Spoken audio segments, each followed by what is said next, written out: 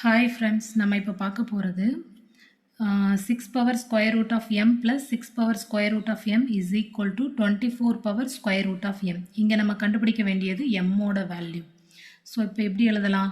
6 power square root of M plus 6 power square root of M is equal to 24 எப்படி எழுதலாம்? 4 into 6ன்னு எழுதலாமா? The whole power square root of M. அப்புறம் இப்போது a dot b the whole power m is equal to a power m dot b power m எழுதுவாங்களா? அதே ஃபார்முலாவை இங்கே apply பண்ணுறோம். 6 power square root of m plus 6 power square root of m is equal to 4 power square root of m dot 6 power square root of m எழுதலாமா?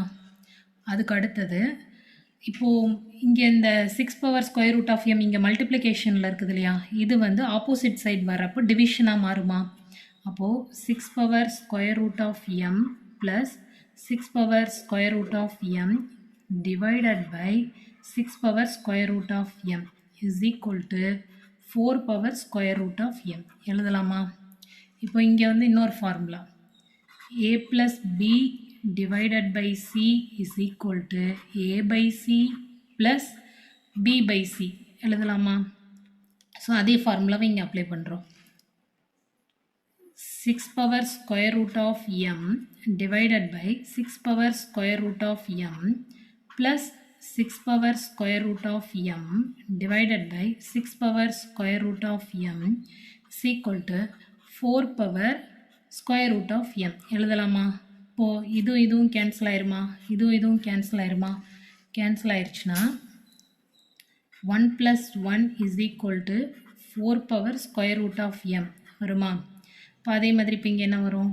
2 is equal to இப்போ இந்த 4 வந்து எப்படி எழுதலாம்?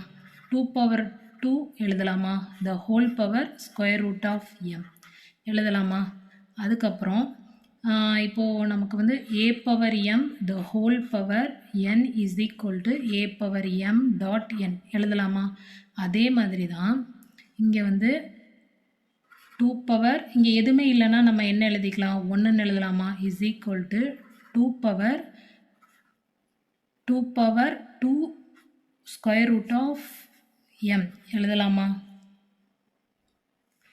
இப்போது பேஸ் வந்து ஒரே மாதிரி இருக்குது. அப்போது a power b is equal to a power c. இப்போ என்ன எழுதலாம்? b is equal to c அப்படின்னு எழுதலாமா? இப்போ 1 is equal to 2 power square root of m எழுதலாமா?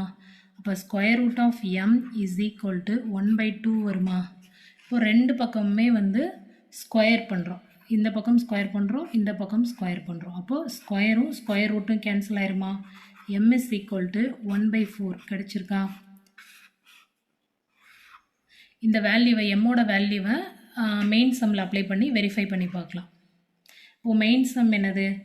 6 power square root of M plus 6 power square root of M is equal to 24 power square root of m இதானே? இப்போ எம்மோட value என்னது?